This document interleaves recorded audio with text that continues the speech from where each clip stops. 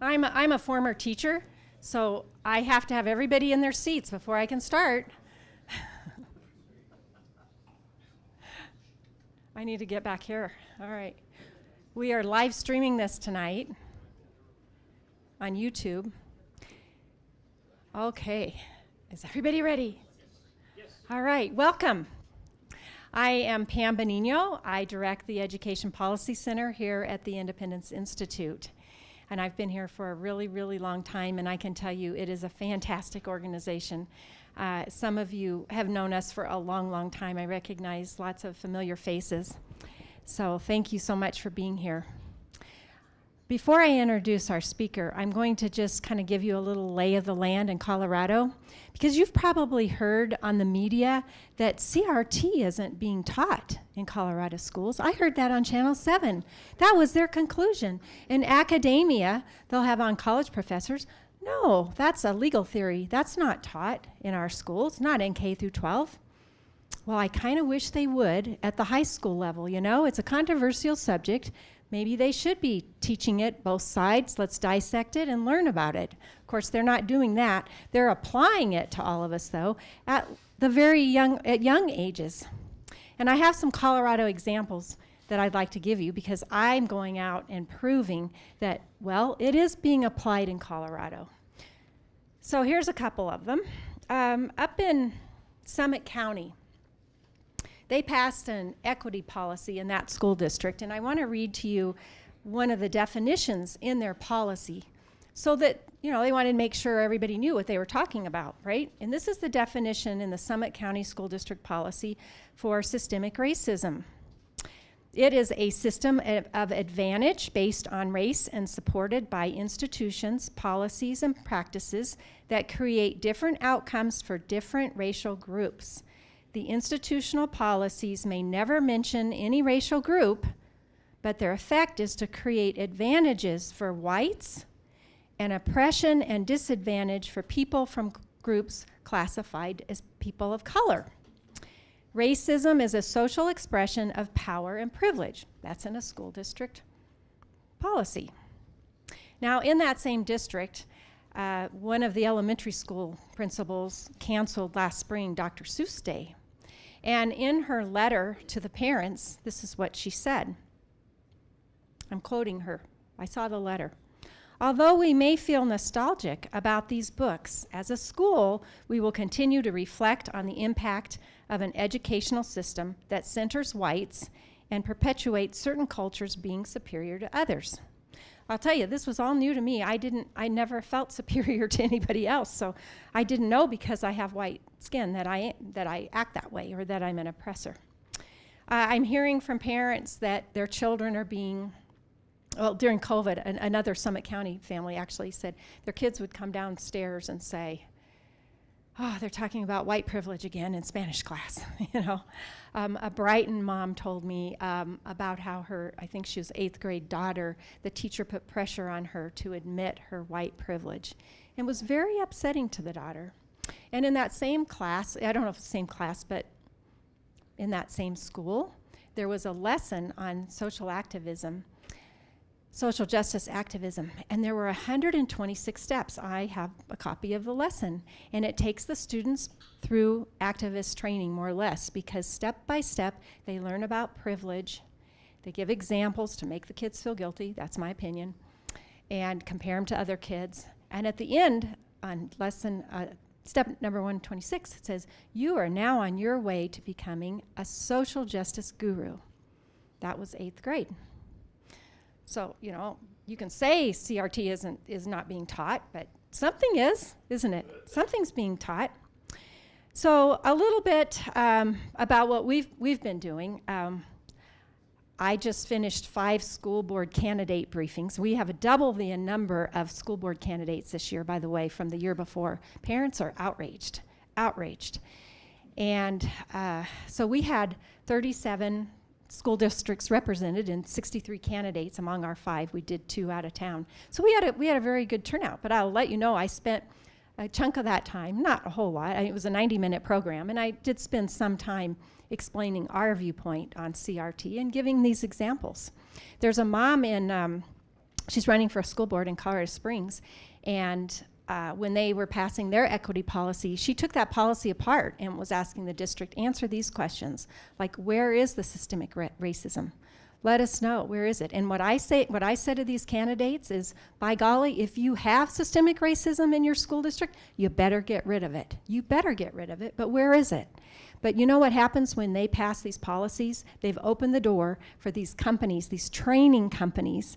Oh, we've got a policy, now we've got to pay, thousands of dollars to such and such company to come in and train our teachers. Our teachers, they want the teachers to look through a lens, a racial lens, so that they see everything through that lens in their classroom, looking at policies, looking at lesson plans, and they'll say the racism is out there, you just have to find it. So, and they're also training them how to take care of parents, terrible parents too, how to handle them. So there is a lot going on. I want to introduce our speaker. But first I want to say a couple words about Heritage Foundation. Critical race theory, even though I saw this back in 2012 in the Denver Public School evaluation system, where teachers were being evaluated on if they were encouraging their children to challenge the dominant culture, and the observer had to see the kids actually, challenging the dominant culture in respectful ways. But I spent 6 weeks on a media blitz, letting people know that that's what's going on, and DPS took that out. They took out challenging the dominant culture. It was a pretty exciting time. That was 2012, and I didn't even know what I was dealing with then. But that shows the power of when you expose things. And so transparency is really, really key. So I've been out speaking to groups, and I can tell you this morning I spoke to over 70 women, and if it wasn't for the work that the Heritage Foundation, Mike, Jonathan Butcher, and others that they've done, I wouldn't have been so well equipped to be out speaking. And I can't tell you how much the partnership that we've had, and they have a partnership with so many groups around the country, and the Zoom meetings. One positive thing about COVID, right, was, well, maybe y'all may not feel that way, but a lot of us across the country could meet regularly, and the Heritage Foundation has had great information to inform all of us in the states about these issues, and things that I've printed out to hand parents. And I was just like hanging on to what the Heritage Foundation was saying until I started doing my own research, and then I could, broaden things a little bit. It's a real privilege to have Mike here. He is a senior fellow at Heritage Foundation, and he writes on critical race theory, identity politics, diversity, multiculturalism, assimilation, and nationalism, as well as foreign policy in general. He spent close to 20 years as a journalist, 15 of those reporting from Europe, Asia, and Latin America. Mike is a best-selling author and widely sought-after speaker. If you didn't receive his book tonight, I believe you still have more in the car, so everybody needs to get a book. The way he can sign them after the event tonight, we're going to listen to Mike, and then we're going to have some discussion. We'll go up back here and we'll have a discussion, and then we can have a book signing. So let's all give Mike a big hand. Thank you.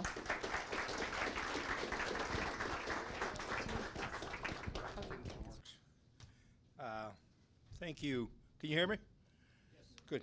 Thank you, Pam, and I want to thank the Independence Institute and John Cadera for hosting me here. Actually, let me time myself. I don't want to go too long. I know listening to a guy drone on for too long can be quite boring too. This is my 20th city since the early June. I have been speaking about, and I'm going to travel through Christmas. My wife wants me to take some time off at Christmas, but I'm quite optimistic about the country, actually. I think that Americans have woken up. I hear anguish when I travel. Been to Omaha, I've been to Chicago, I've been to, all over, coast to coast.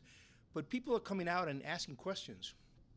Critical race theory comes out of critical theory, which is a Marxist discipline that came out of Europe in the 1920s. We can talk about it if you like. and it had been critical race theory itself, which as an American variant, because race is so important here in this country. All it did is merely substitute, because the worker was not rising constantly to overthrow capitalism, because the worker was quite happy. The critical theorists thought the worker was happy because the worker was dumbbell. He didn't understand his own oppression.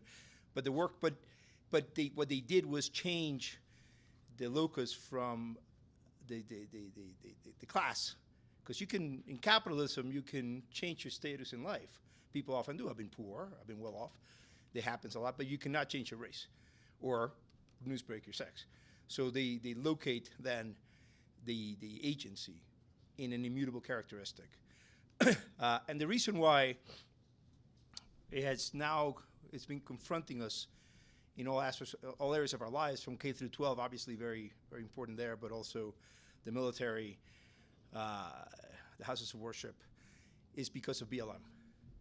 Black Lives Matter really created this momentum, which has made, what I say, and it never gets a laugh, but two bad viruses, jumped the lab in 2020, COVID-19 in Wuhan, and CRT here in the United States, as it escaped the universities and the faculty lounge and entered all aspects of our lives.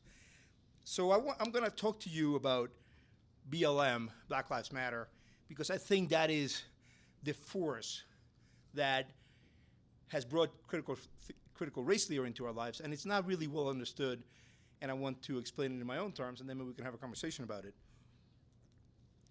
And I guess the starting point I would go is that time in 2020 when Congressman John Lewis was lying in his deathbed, and he pleaded with the rioters who had taken over many of the streets of many of our cities in the aftermath of the horrendous killing of George Floyd. And he was a civil rights icon, if you remember him. Whether you like him or not, he was a civil rights icon. And he said, I hear you. He said to the looters, I hear you, I see you, but rioting and looting and burning is not the way. And for that, he was condemned by the leaders of Black Lives Matter. But anyway, his plea was to no avail. Within the next few weeks and months, vandals cost between $1 and $2 billion in damage, something you don't hear. It was the costliest civil unrest in U.S. history. But we lost more than property. What we did is we let Black Lives Matter occupy our national conscience. And they tried to use that towards their goal of dismantling society. And I'll explain to you how that is their goal. I'm Mike Gonzalez saying that. I'm merely quoting them, paying them the compliment of taking them seriously, which the media apparently doesn't want to do. And the BLM, in doing this, preyed on our best intentions. They preyed on the sense of righteousness, of the righteous anger of many individuals, and they preyed on our sense of fairness. Many Americans, after watching that video, wanted to express this solidarity with their black compatriots. And I myself like Black Lives Matter, the concept. I don't say all lives matter. All lives obviously matter, but black Americans have suffered uniquely and exceptionally in our history, so much so that I don't even have to explain that to you. In fact, when it comes to Black Lives Matter, I think it's best to break it into the components, right? There's the concept, which I just said, to me, it's unimpeachable. There's the movement, and I guess I grapple with what a movement is, right? I guess people mean the demonstrators, the marchers, the people who put signs on their lawns. And let's be quite honest, they had a variety of motivations, right? Some of them were virtue signaling. Others had real anger, but their anger was manipulated. Manipulated by whom? By the organizations and their founders. And it is about that. It's about these two components that I wrote my book that I'm here to talk to you about. And the reason I talk and write about it is because I am convinced that if enough Americans understood the true nature and the dangerous reality of the BLM organizations, they would rethink those flimsy cardboard signs, the hallmark messages, and even yank them right out. The reason for that is, as I will explain, the BLM organizations want to end what makes us a land of opportunity. Let me repeat that. They want to end the means by which we can improve our lives. The family, free markets, and the legal system. The legal system that protects all of us, all our institutions, and our individuals. Unless we rethink and stop our corporate and philanthropic embrace of Black Lives Matter, our culture will change substantially and not for the better in a matter of years. Our ability to live freely, to speak openly about the issues that we care most deeply about, and to benefit from our labor will be much diminished. I wrote my book to shed that spotlight that the media has shut off. The media only tells you about the concept and the movement. They don't tell you about the organizations, the leaders, and what the leaders say they want to do. But if you Google Black Lives Matter, it doesn't take you to a concept. You know, this digital repository of all new human knowledge, right? Google, the modern day Library of Alexandria, doesn't take you to a concept or a sign on a lawn or marches. It takes you to an entity, it takes you to Black Lives Matter's Global Network Foundation. And that is the main organization of Black Lives Matter. Let me tell you about BLM GNF. It is devoted to ending the American experiment, such as we know it. It is well-funded, deeply rooted. It was co-founded by Alicia Garza, one of the three co-founders. Alicia Garza was trained from a very early age, well, not from as a child, but from her 20s, early 20s, by the School of Unity and Liberation, Seoul. That is a Marxist preparatory founded by followers of Antonio Gramsci, who was the founder of Italy's Communist Party, but more important than that, a very influential philosopher in the second half of the 20th century and this century. And he, by the way, he was very influential with the earlier critical theorists. It's all very involved. It was at Seoul that Alicia Garza learned how, in her words, and I'm going to read her words, how social movements all over the world have used Marx and Lenin as a foundation to interrupt these systems that are really negatively impacting the majority of the people. She thinks one of these systems is the free market system, which she calls racist, and she says that we cannot have capitalism. And for Black Lives to matter, we have to smash capitalism because capitalism is racist. That's obviously a falsehood, but I'm quoting her. Well before George Zimmerman was acquitted for the murder of Trayvon Martin on July 13th, 2013. And that was the event that catalyzed the founding of Black Lives Matter. Well before that, she was already deeply enmeshed in a beehive of Marxist organizations from all over the world. It was one of these organizations, the National Domestic Workers Alliance, that sent Garza to Ferguson in 2014 after the killing of Michael Brown, so she could bring their groups from across the country, Marxist groups, to organize. What are her goals? Let me quote one of her goals. We all have work to do to keep dismantling the organizing principle of this society. We need to dismantle how we've organized as a society. This is not arguing over the top marginal tax rate. She wants to completely dismantle our system. That's just Alicia Garza. Then there's Patrisse Cullors. Patrisse Cullors was recruited by Eric Mann at the age of 17 to be trained at Eric Mann's Labor Community Strategy Center. Recruited is his word. Eric Mann used that word in his book, Playbook for Progressives. Eric Mann spent 18 months in prison for assault and battery because he was a member of the Weather Underground. I don't know if you remember the Weather Underground from the 60s, an FBI-designated terrorist organization. Eric Mann, his goal for his center, again reading from what he says, is take this country away from the white settler state, take this country away from imperialism, and have an anti-racist, anti-imperialist, and anti-fascist revolution. This is why Cullors is not lying when she calls herself a trained Marxist. She's just telling us the truth. It was Eric Mann who trained her. And she says, moreover, that she does not use the word communist to refer to herself because communism has gotten a bad rap. Yeah, I imagine that communism has gotten a bad rap. And then there is Opal Tometi, the third founder, and she's the one that's most internationalist of the three. Among her projects was to bring Nicolas Maduro, the dictator murderer of Venezuela, who's murdered thousands of Venezuelans. She brought him to a big meeting in Harlem to meet with top leaders. She praises his Bolivarian revolution, which is a complete failure. And she says, she praises especially his participatory democracy. Participatory democracy is a sham that failed not just in Bulgaria and the Soviet Union, it's failing Venezuelans today. So these are the three leaders. Garza came up with the term, Black Lives Matter, in 2013.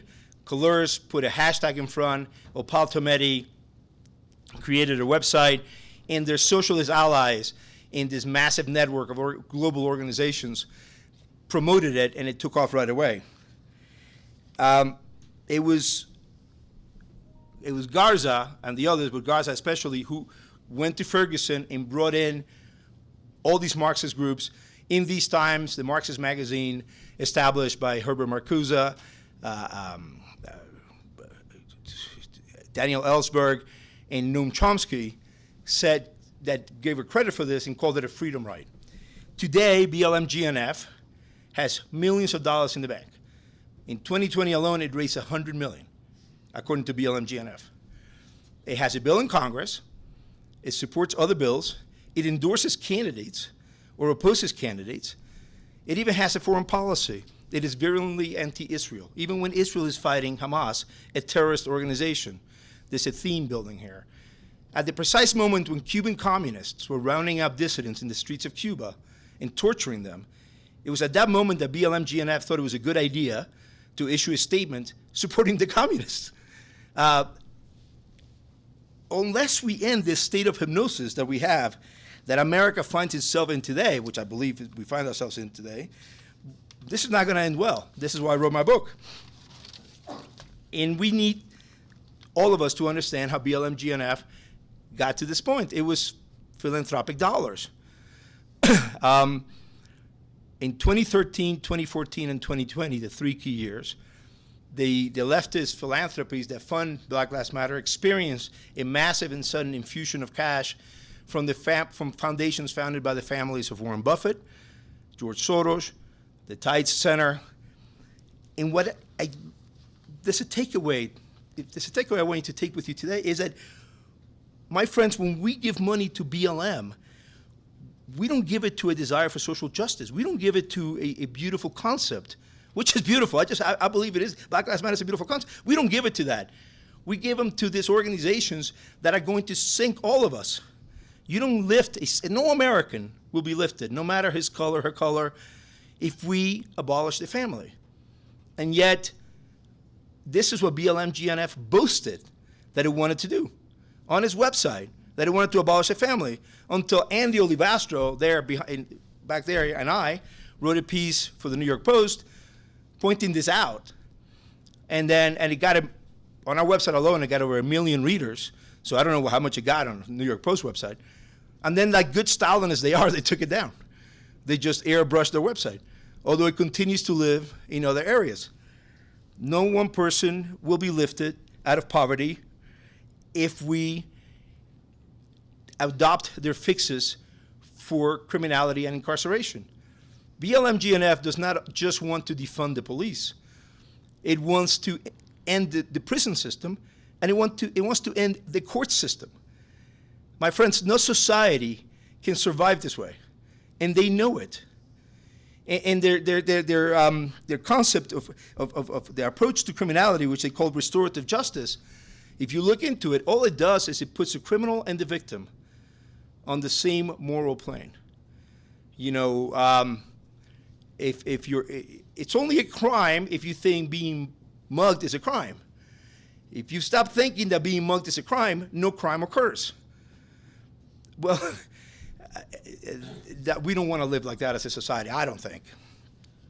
Some people will tell you, some people have told me, okay, you're right, Mike, but at least they have started a very important conversations on the racial disparities. First of all, that is untrue. They didn't start this conversation. We at the Heritage Foundation have been talking about the racial disparities for a very long time. And I'm the first one to tell you that we have to have that conversation.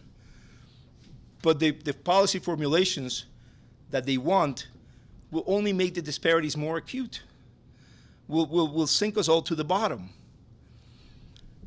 You know, America is not perfect by any means, although I would say it's pretty good.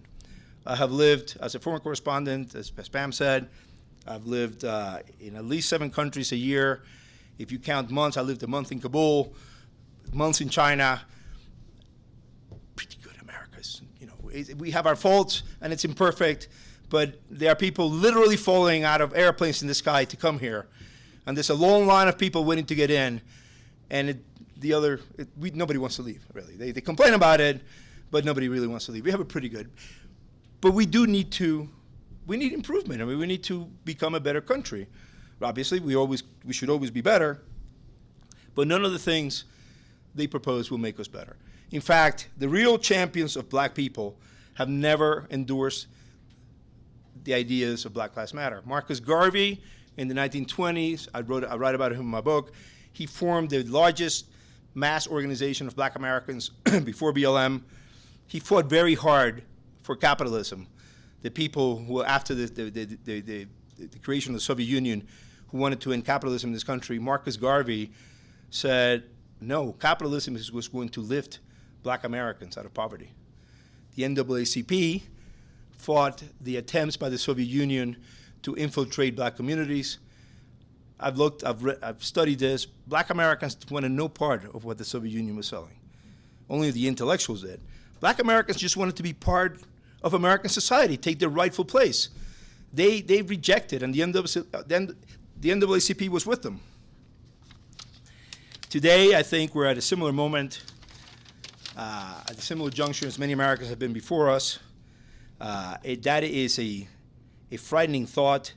It's also a rare opportunity for us to act. I do think we're at that moment, and I think the reason why I get large crowds everywhere I go, it's a sign of that. We're all going to have our deathbed like John Lewis did.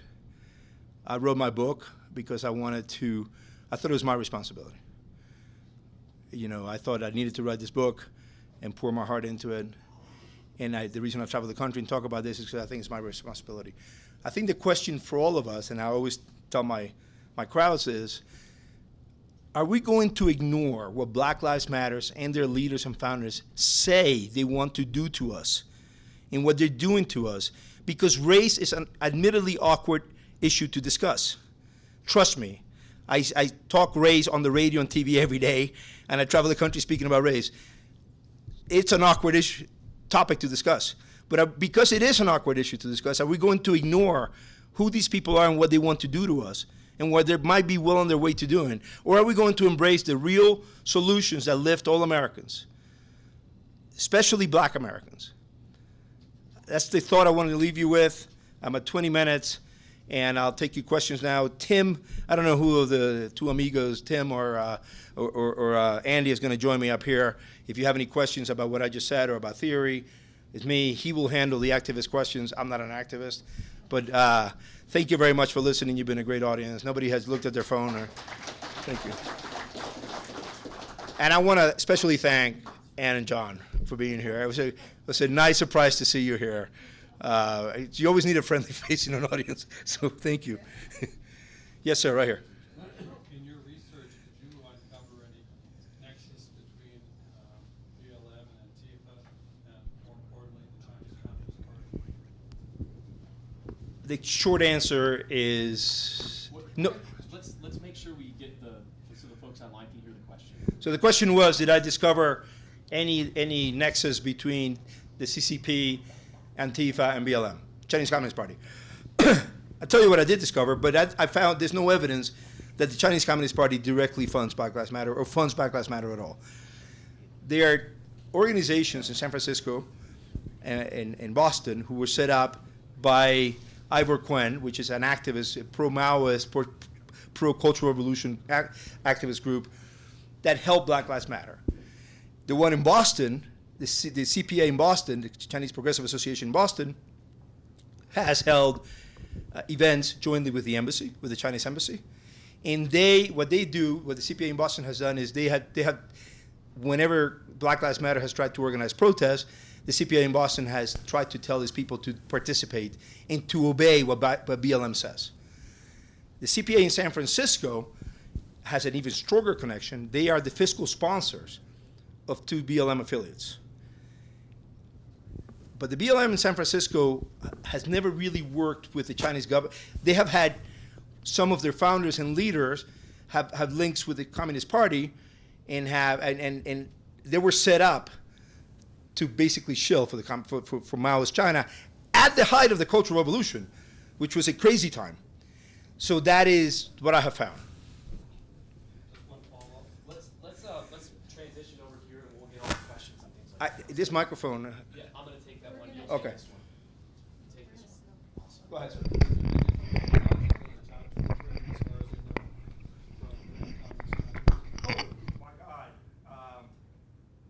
Black Lives Matter leaves us vulnerable to all of our enemies. They all make full use of this. The Chinese ambassador, the Chinese foreign minister, when he met with Blinken in Alaska, says, "You have nothing to say to us. Look what Black Lives Matter says about you." And they make full use of this. And, Alicia Garza herself worked with the CPA San Francisco for years before Trayvon Martin was ever killed by George Zimmerman. I have evidence that she was working for the CPA San Francisco as early as 2011. So when I say she's enmeshed in this global network of organizations, by the way, the CPA San Francisco, CPA Boston are also joined together and work in Netroots and in Left Roots, which is another communist front group, another socialist front group. So that is the nexus that I have for you. Thank you. Brandon is going to, or Damon, one of them are going, Brandon is going to go around the room with a mic. So. And also, before we start the Q&A, We started the Q&A. We started it, yes. We did start. Thank you, Bill. And I hope you do have your questions ready because we are going to take them. That's why we saved time to do this. But I just wanted to say, as we continue to go around the country, the reason people show up is because there's a vacuum here. And Mike and Pam have done an incredible job in rising to the challenge to take this very complex issue on, to write about it, to blog about it, to write books about it. So I just wanted to give them a round of applause for taking it on. Pam, yes. Pam, no. And for giving people like us knowledge in how to push back against this. So Tim, I'm again, gonna kill thank you. you guys, Mike and Pam, for doing this. Yeah. Go ahead. Mike, come on. I mean, just take it, all right? He wrote a book. Yeah. One of the things Mike didn't say is that the Chinese Communist Party kicked him out of China. It's a good story. You should tell it sometime. People think I have an axe to grind. That's great. I do. I hate be a communism. part of your speech. I hate oppression. That's the axe I have to grind. Who has a question next? That's great. Yeah, awesome. Yeah, let's raise them up here. Please raise your hand. Okay, back there. You Yeah. can tell us what your name is. Say your name and where you're from. Yeah. Ron from Denver. You said that the BLM on their website or whatever has singled out Israel. Why Israel? Why not Switzerland? Or why not some other capitalist? Why not Japan? Other capitalist countries? What is it about Israel that they're so upset about? So their answer to that would be that Israel is a settler state, like Canada, the U.S., Australia, meaning... Yeah, explain to them what settler means. Well, what they mean by that is a country where colonists came in and established settlements. But what I have written is they don't understand history. Every country's a settler state. Spain was settled by Romans who came in and kicked a lot of Celtiberian BUTT. And then the Arabs came in and kicked, and the Visigoths came in first, and then the Arabs came in and occupied Spain. And then my ancestors drove them out over 800 years. England is the same way. Romans came in, pushed the Celts to Scotland and Wales. Then the Normans came in, did the same thing. No, the Anglo-Saxons. Then the Normans came in. Every country. That's the hit. we're human. That's we kill each other. We have bad chips. You know, and this is, every country's a settler state. But they would say, this is an ideological answer that they have, and they're very deeply ideological people. That is because in Israel, if you want to tell you the truth, is because they're at war with the West, and Israel is an ally of the West, and they want to destroy Western civilization. And since Israel is such a good ally of the West, they hate. But that's not on their website. That's the Mike Gonzalez interpretation. Let me. But they're bad at history. Did you want to take? Go ahead. Yeah. Please, yeah. I just want to. The only thing I can interject in this conversation at all, because I'm sitting next to a real expert, is things that are going on in Colorado in K through 12. But on this note of settlers, you'll hear kids talking about, "Oh, I'm a settler." Post-colonialism is going through the schools as well. And it's very common in education meetings that they'll start, not with the kids, maybe they do, but certainly with adults, they'll start with a land acknowledgement, with acknowledging the Indian tribe, in the area, and that we are on their land and so forth. I predict that soon you will no longer see pilgrims at Thanksgiving in schools. That's my prediction, the route, the way that we're going right now with this. I just want to interject here. If there are people watching online, you have questions, you can drop them in the chat. We're monitoring them. We'll get to them. Damon will help us out with that. But I wanted to ask, both of you could field this one, because this is something that I hear everywhere that I go. Everywhere that Mike goes, he hears this, and it is actually the greatest talking point that the left has against critical theory. That's happening all around the country right now, which they say it's not happening. We don't need to deal with this. It's not happening. And of course, you see the befuddlement on parents' faces at school boards when the school board actually responds with that. So I wanted to ask y'all here, in an ideal world, what is a parent's response to that at a school board meeting when the school board says it's not happening here? Well, I mean, first of all, the cat's out of the bag, because the teachers' unions, the two main teachers' unions, said clearly, we want schools to teach critical race theory. We're going to go after anybody who tries to fight critical race theory. They named the Heritage Foundation. They said they're going to spend money doing opposition research. Hey, have at it. I have the most boring life. Spend all your money researching me. I guess the answer for a parent is we have a booklet, which we use, which should tell you how you can assert that critical race theory is being implemented, not taught. I'm not for banning the teaching of what it is. I want my children to understand what poison ivy looks like so that they can avoid it. So I want things to be taught. I don't want critical race theory to be implemented. But the ultimate answer is, when they say that to you, is you say, okay, I'm sorry you don't understand critical race theory as well as you think you do, or as well as I do, but I don't care what you call it. Call it Christmas Day. It's disgusting. You can't use it. It breaks the law. It violates the Civil Rights Act. And that's really the ultimate answer is, if you don't want to call it critical race theory because you're not well versed in understanding what it is, that's fine with me. It still violates the law. You still cannot do it. That's my ultimate answer. Pam, how about you? I think I said it earlier in my introduction that parents need to ask when a school district is passing an equity policy, and that usually includes systemic racism. Please tell us where it is. Give us examples. Now, a school board isn't going to answer you, during public comment, but you certainly can continue with that questioning. Show us, show us, show us. And like I said earlier, if it's there, then they better get rid of it, but they don't necessarily need a policy that's going to open the doors for trainers to come in. Questions? Yeah, absolutely. Is it Jeff? Wait, let's get the mic down here for Jeff. Before we do that, can you give a quick introduction of yourself, Tim? Oh, yeah. I didn't know. Yeah, my name's Tim Descher. I work in coalition relations and media production. We do a podcast called Heritage Explains. We are at the Heritage Foundation in Washington, D.C., but we have been following this guy right here all over the country, trying to help him and support him as well. I traveled the country with Tim.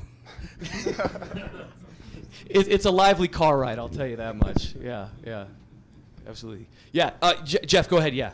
Yes, Jeff from Fort Collins. My question has to do with your comment that it's a violation of the Civil Rights Act to incorporate critical race theory in these curricula of the schools.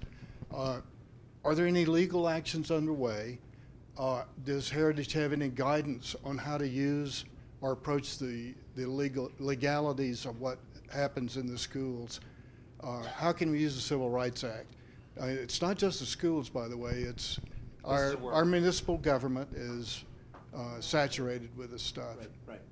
So that's No, my it's question. actually, so it's Title VI for the school, it's Title VII for places of work. And Title VI includes you cannot separate or treat people differently because of their race or national origin. Title VII, that's for schools. Title VII for the workplace adds sex to that. You cannot treat people differently because of their sex. I'm going to answer part of the question, then pass it over to Tim. I think there are many institutions that are helping parents sue. I think you're all aware of the memo by the National School Board Association, which is a very leftist group, which asked the White House to use the Patriot Act, which was written to protect us from foreign terrorists. They said they asked the White House to use the Patriot Act to go after parents, and they gave not a scintilla of evidence of any violence, and nothing that rises to a federal case. Anything that I have seen, and I have seen nothing really, has to be treated by local enforcement. But in the case of violations, that's the question you asked, sir, violations of Title VI or Title VII of the Civil Rights Act, or violation of the First Amendment, right? Compelled speech. I cannot tell you to affirm same-sex marriage, just to pull something.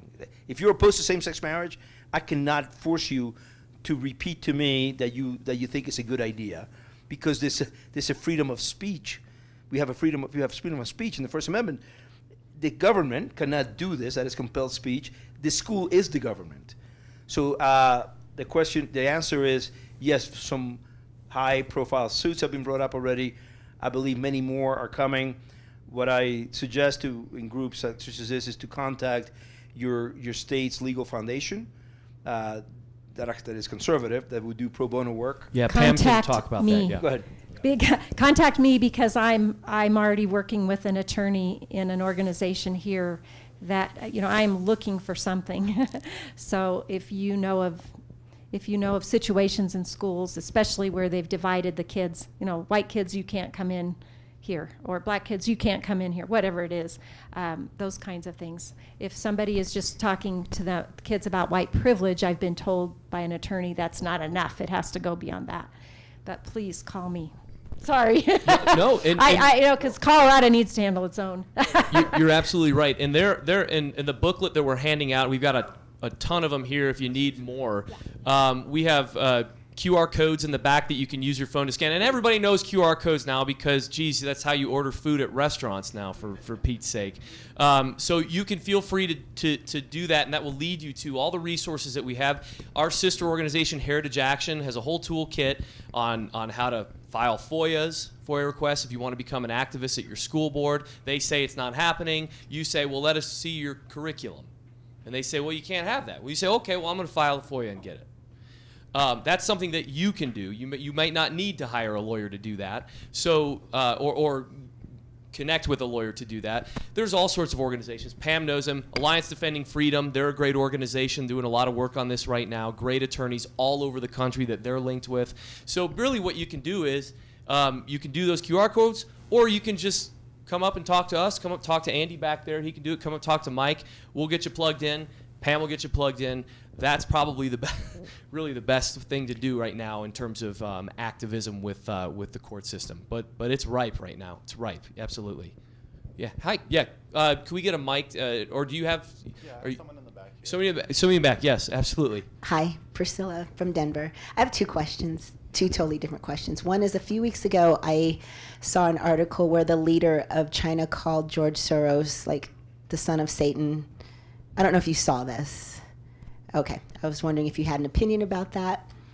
So George Soros, I don't know whether I didn't see it. In fact, I'm being foolish here and speculating. Mike, did you see how when she said George Soros, everybody started squirming? Did you see that?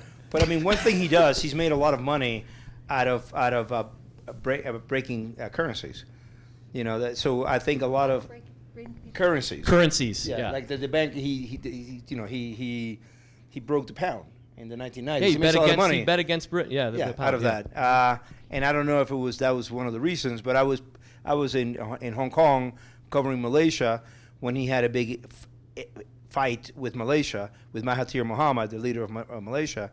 And so I don't like George Soros for many things, but many leaders around the world don't like him, I think, for currency reasons. But I don't know if this is Xi Jinping's beef with this. So, okay? Okay, follow-up question, because we are seeing a lot of restorative justice practices in our schools, and when you made the statement, restorative justice puts the criminal and the victim in the same plane, that really sparked my attention. Can you expand a little bit more on the why? Well, I covered it in my book. What they say is what they think our law enforcement approach should be is to ask who was injured, what has to be restored. You know, and many critical race theorists have written about how what we have to reconsider what a crime is. For example, they say that looting is just wealth redistribution. There's no real victim in looting because insurance company will pay for it, and it's just, you know, and a lot of this stuff is going to rot on the shelves. This is. I like free markets a lot. I mean, you know, I loved coming here and seeing Hayek and Milton Friedman and Locke, but I do go through the intellectual exercise of considering their viewpoint, right? I think we should all do that. We don't want to think that anybody embraces evil. And what they say is capitalism ends in inequality. Capitalism uses the wrong criteria to reward behavior. In capitalism, you have kids in Mexico playing in a pile of trash looking for paper to recycle, and you have kids living in luxury in American suburbs. And there's a kernel of truth in the fact that liberty will produce inequality, in the sense that the person who wakes up at 6, you know, works his fingers to the bone, turns on the light, turns off the light, you know, puts in the real sweat, that person should be rewarded more than the person who turns up at 10. You know, but their beef with capitalism is that it produces inequality. And in fact, I don't want to get too weedy about this, but why not? Max Horkheimer, the godfather of critical theory in the 1930s, he has this video, an interview in the 60s in which he said very openly, capitalism does meet material needs, but it's still an oppressive system. What you have to understand is that justice and liberty are like this. The more justice you have, the less freedom you're going to have. They were open about this. They said the more freedom you have, the less justice you will have, because they see justice as an equal redistribution, which I think is immoral in my way of thinking. An equal redistribution is just immoral. I work really hard. I expect to be rewarded for my hard work. Can I just do a little non sequitur here? I'm referred to as the king of non sequiturs because I've been diagnosed as ADD. So we're going to do that right now. I'm curious here. Let's raise our hands if you feel like you could confidently define critical race theory. Now that you've heard all this, you've heard this now. Raise your hand if somebody was screaming at you to define critical race theory. Could you do it? Raise your hand. This is growing every single time, Mike. When we ask this, I think we conservatives do understand it a lot. Hold better. that mic up so we can hear it. Yeah. I think conservatives understand it a lot better. I watched the debate over the defense. What's it called? The defense debate we had in Washington 3 weeks ago. Authorization Act. Yeah. And when it came to critical race theory, I'm sorry. By the way, Republicans. Sorry, but Republicans. I have a lot of beef with the Republican Party as well. But the Republicans were much more versed on what critical race theory was than the Democrats. The explanations they gave were woefully inadequate. Anyway, who has the next question? This gentleman down here. So Dan from Erie, I'm going to ask a loaded question, and All the lawyers in the room. No, ask a shallow question. Right? Come on. All the lawyers in the room aren't going to like me after this. Load it up. Come on. When pushing back on BLM and CRT, seems like there's two options.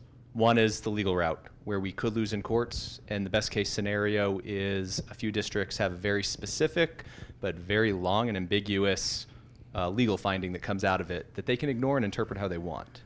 The other option is funding local candidates, getting people trained up on how to run, how to speak in public, be good advocates and activists on the other side to promote capitalism and the American way. But it seems that the money's flowing to the lawyers. Sorry. Please invite me again. Tim, that seems to me more of an activist question. Why don't you two take it? I think so. Pam? I want to hear Pam's take Yeah. on this. I mean, I certainly have thoughts as somebody who went to law school and graduated and then failed the bar exam. But no, Pam, Sure. go ahead. Yeah. I think we have to do both. I know you've done a lot of great work with school board members, and I've been involved for a really long time, and I was around. It wasn't that long ago, where we had about 5 reform boards in this state, and then the union came in the next election, and then the next election after that, and took them all over, because they know how to start a negative narrative within. They train their teachers to talk to the parents, and all of a sudden, these school board members are just these horrific people, and they go to the ballot box and vote them out or recall them, which happened in Jefferson County. So I think we have to do both. I would agree, but then again, we all know the great decision that happened with Obamacare when we had the great John Roberts on the Supreme Court, who was ranked the highest we could possibly rank as a constitutionalist and somebody who loved. But then again, as the great Mark Levin says, when you entrust 9 imperfect people in black robes with the future of our nation, and he's referring to the courts, it's a lot of power. It's a lot. And so if people are passionate about running for the school board on the right, I'll just say, I wouldn't, as somebody who works at a nonprofit, I can't get into races, but I will say that we do know who is running on the left as well. And these are people sometimes that aren't challenged. And so there's going to have to be, if there's going to be a counter, then the counter is going to have to run, I guess. And so, whoever is going to do that's a whole nother thing. But it's just natural. It has to, like Pam said, it has to be both. And just remember that the courts are not foolproof, like you said, at all. Yeah, it's all of the above. And I'm actually very optimistic, and I've traveled everywhere already. I'm going to travel everywhere. I'm very optimistic about the nature of the response I've seen from the American people, but definitely, short answer, all of the above. Yes, sir. Wait till we get a mic over. Yeah, that'd be great. Okay, Pete great. with Littleton, Colorado. Just your opinion, has the pandemic... Let me interrupt you real quick. I just want to acknowledge we have questions coming in online, and we will get to those. Go ahead. Okay. Yep. Has the pandemic helped or hurt critical race theory and BLM? I think the pandemic, it's funny because I looked into, because I was convinced that we were in a moment of trance, when people were just going around espousing, people are hurting. And I looked at Salem in the 1690s, and Salem had just come out of a smallpox epidemic. It was very similar in that they also had very, very analogous situations. I think in our case, COVID has had a couple of good silver linings. One is that parents became more aware of what the children were learning. I think that parents became, a lot of the anger being expressed in school board meetings is also over COVID mandates. It's not just CRT. I think I don't know if I spoke, because I'm quite tired, about the spike in the murder rate that we had in 2020. We had a tremendous, horrific spike, 30% in the murder rate in 2020. I argue, and I've argued in my writings, because of BLM, it's a continuation of the Ferguson effect. But the media and the left says, no, it was COVID. The reason why the murder rate went up by 30%, it was because of COVID, and that is that doesn't hold any water because the rest of the world had COVID, the rest of the world had layoffs, the rest of the world had deaths, and in the rest of the world the murder rate went down. So it's very that doesn't answer your question, but it is a connection, a link with COVID. Pam here, I mean, I bet you're just bursting right now. So yeah, go ahead. Yeah. So most of you probably have never heard, most of the people in this room have white hair. So you've probably never heard of a program in schools. That's not very I nice. know. Come on. Mine is kind of grayish too. I just color it though. Children think I die Yeah, at the top yeah. of my I don't. Right? So it's called social emotional learning. And Priscilla knows exactly what I'm talking about. She's a teacher. So social emotional learning was really on the move way before COVID. And those are programs that where they come in and the government feels that they've got to help the kids emotionally and in values and all sorts of ways.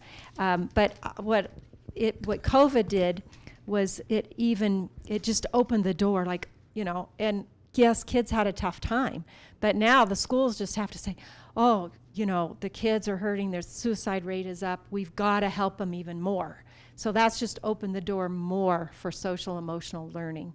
Would you agree with that, Priscilla? Priscilla, let's get a mic Brandon, to Priscilla can if we can. you give- Yeah. And we're getting to the online question as well. And we'll have. Tim, I want to ask Pam a question, follow-up question. Sure. If I allow that, okay, Mike? I'm putting Priscilla on the spot. Only if I allow that, Mike. Oh, yeah, and there are even services for educators too because of all of this as well. So we're seeing it. I mean, people can argue that it's a good thing because, you know, it is a real thing when you have all of this trauma from the domino effect of being locked down and being in masks and being forced to choose between your job and a vaccine and like all of these things that are now being inundated and then learning about being oppressed and oppressor and good and evil and all of these things. We've created our own monster in the public education system.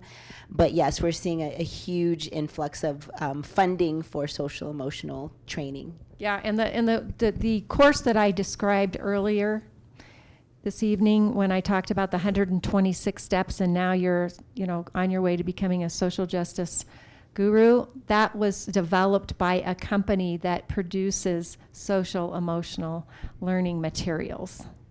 So. Tim, I want to follow up. Just remember, though, we do have the online. To Priscilla and Pam, would you agree that SEL is used as a Trojan horse to introduce CRT into the schools? Yeah, well, I mean, I certainly think so. I think there's a lot of really well-meaning people behind that, because but it opens the door. It opens the door. I've gotten pushback from educators in some cities that I've been, say, well, don't throw away all of SEL. Yeah. Because some of it is useful. Pam, Priscilla, can you give her? You have any views? Potentially, because when you're teaching kids that they're oppressed and they can't achieve, I mean, there's a lot of negative effects of CRT that will cause a young child to feel depressed. So you have to be aware of the information that children are being taught that would cause them to need social emotional supports. Go ahead, Tim. Is Damon going to read it for us, or can you read it? Yeah, absolutely, yeah.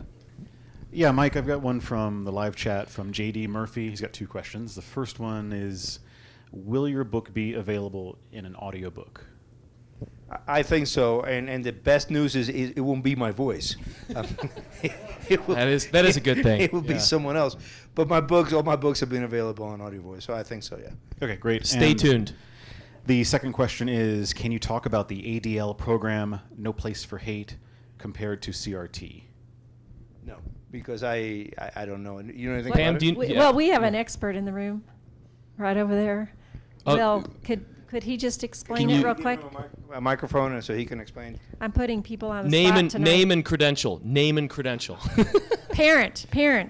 But you have been vetted, by the way, so you are a little bit, primed to talk. Yeah, absolutely, yeah. Yeah, Will Johnson, and yes, parent. Yeah, No Place for Hate. So it's run by the ADL, which is a national left-wing activist organization.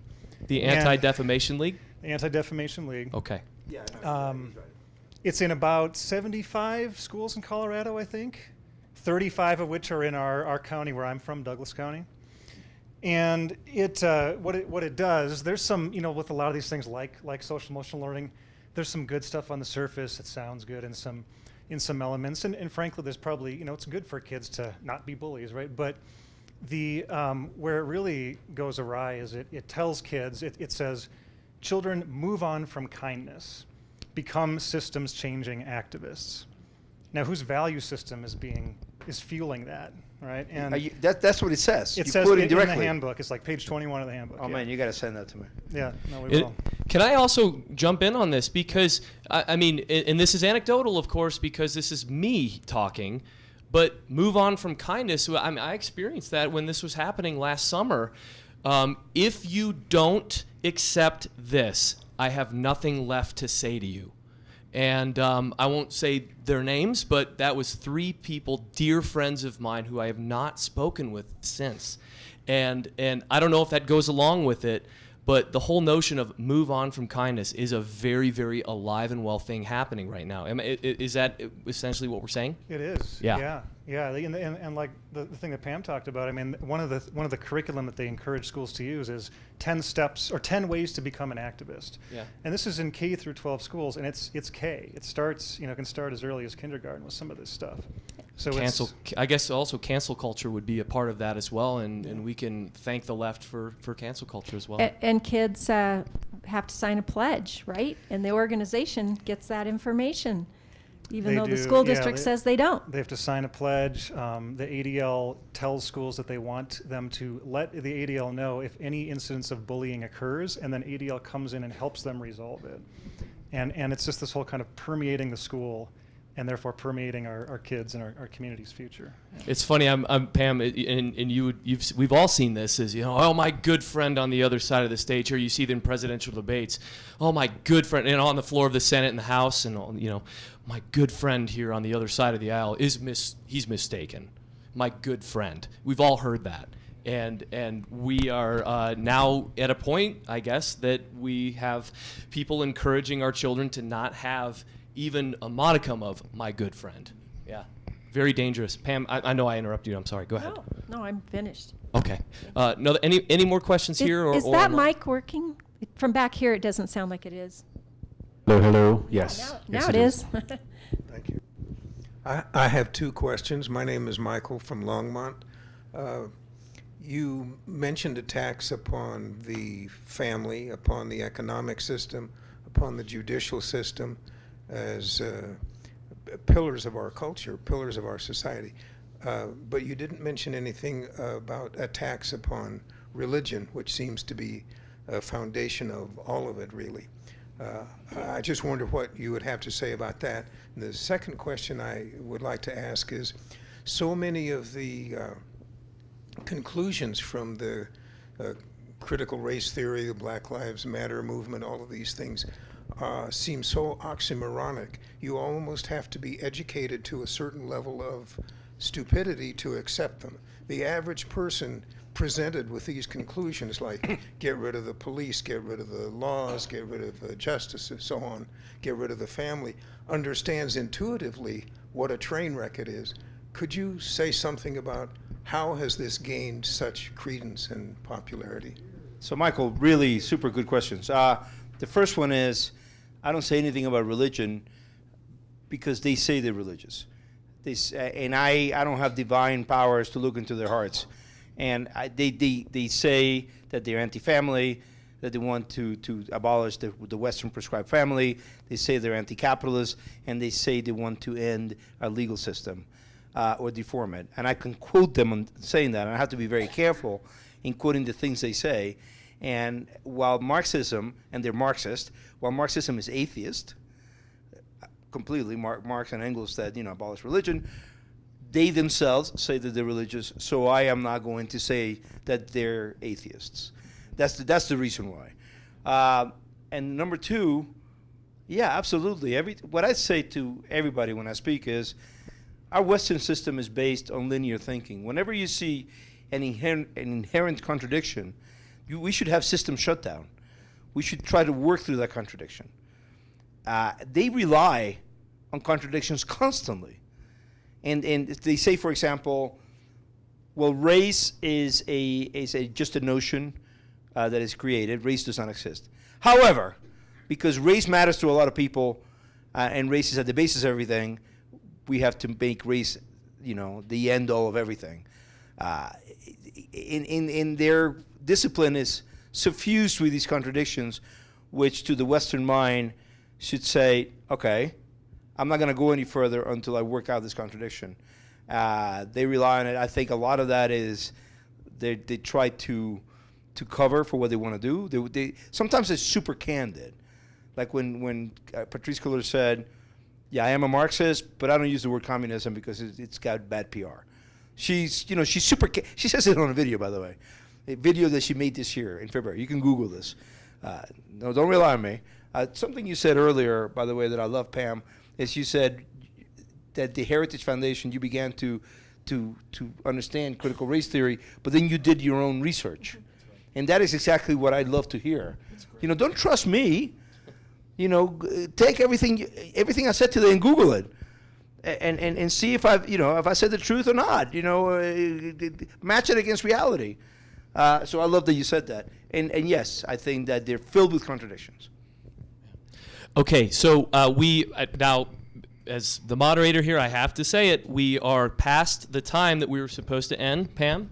However, I want to say we'll do one more question from the audience, and then I will allow Pam and Mike will leave us with final thoughts as well. But yeah, how about we do one more question right down here? Well, the event was over, I think, at 7:30. But if you guys had a time restriction. We don't have I just want to be sensitive. Again, I have a radio show in 2 hours, and I am by no means suggesting that I want you to keep on asking questions for 2 hours. Mike, you don't have to tell us about your radio show. We know you're a bit. Okay, it's fine. Let me say, if anybody needs to leave, because I know it's getting late, and a lot of you came a long ways. Feel free to go. To take off, and it was great to see you. But we'll answer a couple more, a couple more questions. 2 more questions. Okay, there we go. I've been overruled. Obviously, this shouldn't be an awkward question to raise. Cliff, hold that mic. We want to make sure we hear it. Black Lives Matter. It's clear that Black Lives Matter is an existential threat to the Republic. I come from a military background. We believe in the military the importance of establishing a grand strategy. We have an organization that's a threat to the Republic. They want to take the Republic down, correct? They want to destroy the system, correct? The legal system. Everything that has to do with what we've grown up with in this Republic. So the question is, what grand strategy should we be employing against Black Lives Matter? Within our organizations, we've talked about litigation as one way to do it, but who should be running this operation? It's not awkward for me to discuss. Black Lives Matter, it's very, very clear, is out to destroy this country. And we have to devise a system to identify their center of gravity. They're well-funded. We have Soros funding them. We have Tide Foundation funding them. You said it. We have other philanthropic groups. The Warren Buffett family is very, very important. The Buffett family. Yeah. So what is it that we should be doing to address this issue successfully? What is your name? Cliff Schroeder. Cliff, that's a really good question, and I'm going to answer in the best way I can, and to say that I'm not a grand strategist, and I have read some grand strategy, but that's not my forte. My forte, and it might be minor, is in exposing, in shedding a light, in saying this is who they say they are, this is what they want to do, this is what they say they want to do, and this is what they've done. Because the media was not doing that. Andy says, I don't even want to say it, I'm not George Washington. No, but the point is, here's the point. Everything that people are talking about tonight Let's get the mic, yeah. is tactical. Yes. It's part of grand strategy to achieve tactics and operations are to achieve the end state that grand strategy identifies. Right. So in this case, if you have an existential threat to the Republic, during the Revolution, George Washington's existential threat was the British Army. Right. Okay? They had to be destroyed. Right. And I'm speaking that way figuratively, obviously. Right. They are a threat to the Republic. Right. So the question is, we should all be thinking in a grand way. You're awakening people. People are being awakened. You're talking to an attorney. We have organizations like ADF and these kinds of organizations. We have the Heritage Foundation. We have others. But what are we doing to say right up front, not fearful of these people? They're here to destroy the republic. Can I jump in Wait, here? hang on, because I do say Go that ahead. in my Yeah. book, Cliff. So, as I said, I'm not a military man. I'm not a grand strategist. I didn't study grand strategy in school. And by the way, I'm sorry that I didn't, because I think grand strategy. I think it might be too late for me now in my life to start teaching myself about grand strategy. I have to save my time for the things that I do. So I don't have an answer for you. I'm sorry. In just to say, my corner of this is to say I'm going to do what the media has not done. Yeah. I was a journalist for 20 years, and I'm going to expose this. Yeah. Go ahead, Tim. I'm sorry, Pam. I'll let Pam say, unless. No, you go ahead. Okay. When I wrap up, I'll say something. Well, one of the things that I'll say is Cliff, I mean, I think that it's happening right now. If you watch school board meetings all around this nation, people like Mike, people like Pam, like we were saying, this is being taken on. We know that there are patriots out there. The key is, and that's why I asked that question, if you can define critical race theory, that's exactly how we do this in terms of grand strategy, I believe. It has to be at the smallest level. People have to be inspired to not only take it on at the school board level, they have to do it at every single level.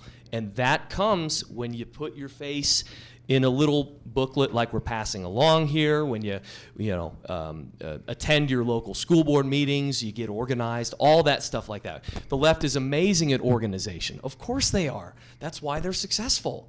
They're organized, absolutely. And so it's this right here. You're here on, what is this, a Thursday night doing this. And so I think that's probably what I would say. And again, you have those booklets in front of you. You know everybody. Come on, you know everybody in this room. And it's just continuing this conversation, I believe, as a non-policy wonk in doing that. And we're competing with Thursday Night Football. I really have to question your priorities. Okay, one last question. Good point. Yeah. Right here. Great, yeah. You said take back the education. Yeah, take back education system. We've been trying a long time. But Yeah. Come on, Pam. Haven't you done that already? Jeez. Go ahead. Yeah. It's Jeff from Fort Collins. Yeah, hey, Jeff. This gentleman hit a key point. What we have now is a grassroots uprising, and sometimes those work and sometimes they don't.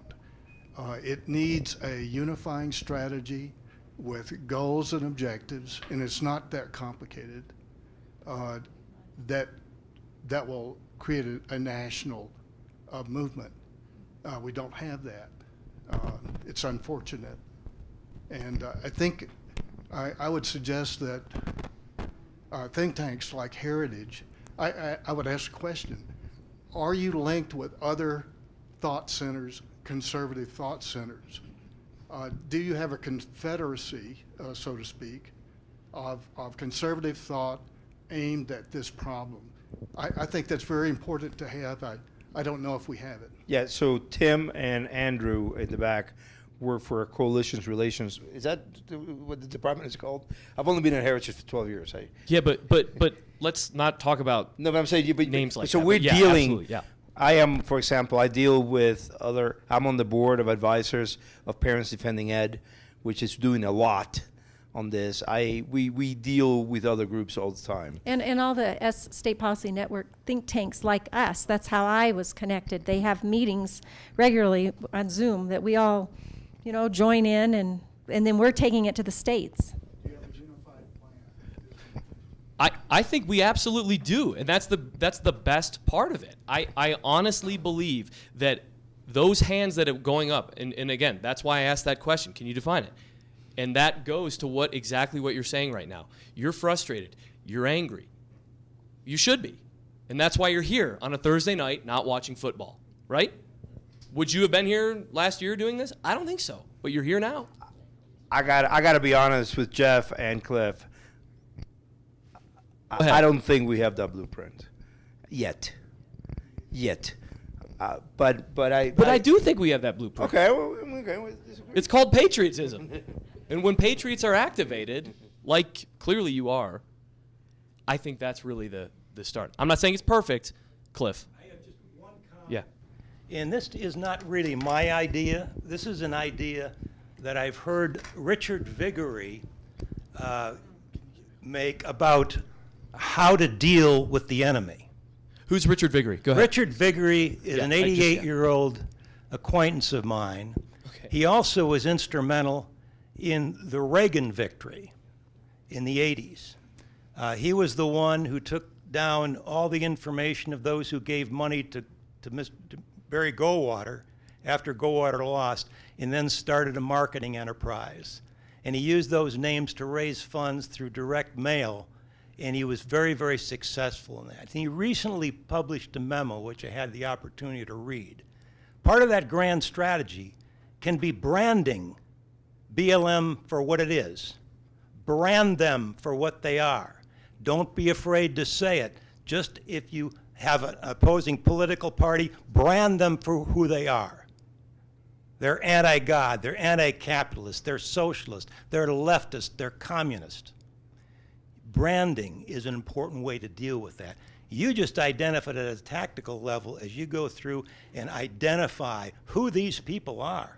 That's part of the branding. The book cover does a good job Yeah, of doing that. exactly. Let's Yeah. you know what, I said one more, but Dan is impatient over here, and you can't see him. And by the way, I will say this, Pam. It is 7:31 right now, but hey, I'm in, you're in, let's go. Let's go. Yeah. Assuming you have a question. Well, and I'm going to make a more of a statement than a question, but you can certainly respond to it as you like. Andy in the back. Andy in the back, by the way, he's an enforcer. You know what I'm Okay. saying? Right, Andy?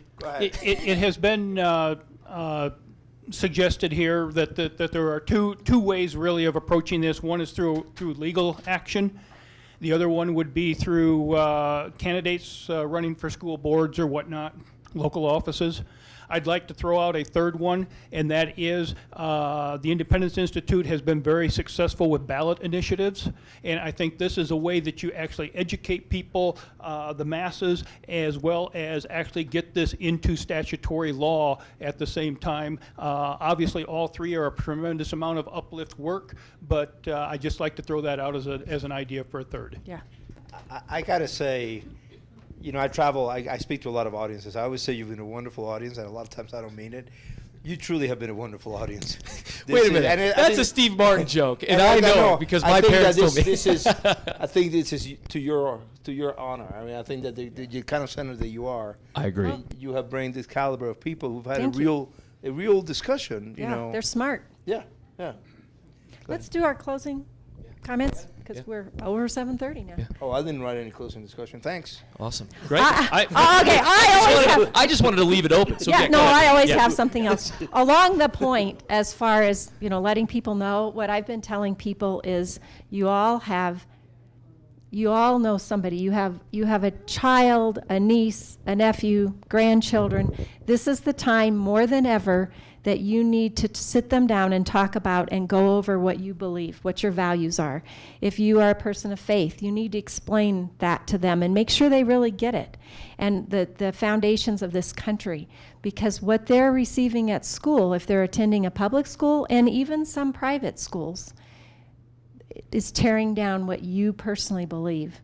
And another thing is there's a book called Cynical Theories by Helen Plunkrose and James Lindsay. I highly recommend it.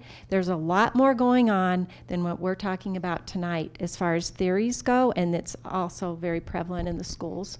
And one of the things that Helen and James say in their book is parents need to say, that's not my ideology. I knew I'd have trouble with that word. Ideology. That's not my ideology. That's yours. So you have to stand up and you have to say no. Not my children. No. Well, we are here again.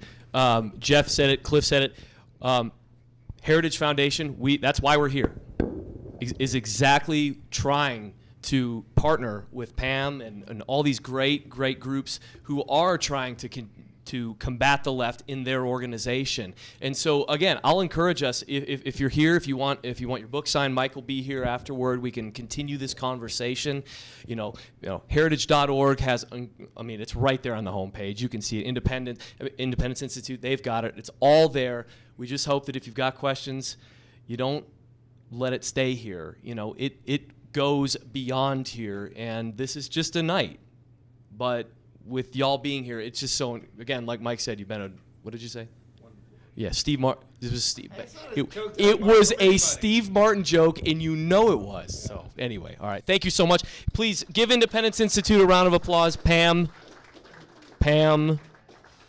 Thank you.